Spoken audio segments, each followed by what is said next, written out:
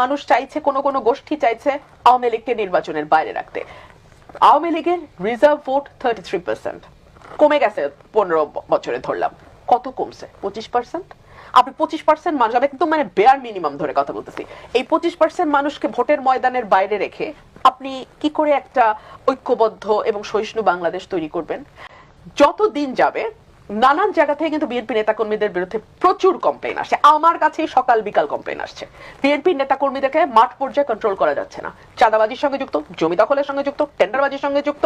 আমার এলাকাতে পথধারী নেতারা কেউ মাটি ভরাট করে নদীর উপরে জমি দখল করে, আরেক উপজেলায় পথধারী নেতারা মামলা বাণিজ্য করে। তো কন্ট্রোল করা তো যাচ্ছে না। কেন্দ্রে খবর পাঠানো হয়েছে, কেন্দ্র কোনো অ্যাকশন নেয় নাই। তো কারো বিরুদ্ধে অ্যাকশন হচ্ছে কেন্দ্র থেকে, কেউ কেউ আবার ওভার ব্লেসড, তাদের ব্যাপারে অ্যাকশন হচ্ছে না।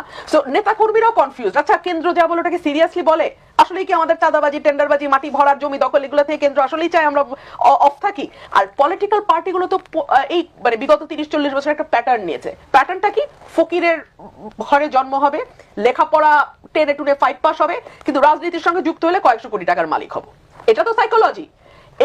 এই সাইকোলজি থেকে মানুষকে আপনি একদিনে বের করবেন কি করে? সো যত দেরি হবে, আপনি যতই উপর দিয়ে ভালো ভালো নাটক করার চেষ্টা করেন, কারণ আসল চেহারা তো বের হতে থাকবে। সো এটা বিএনপির জন্য ডেফিনেটলি একটা মানে খারাপ দিকে নিয়ে যাবে আর কি দলকে।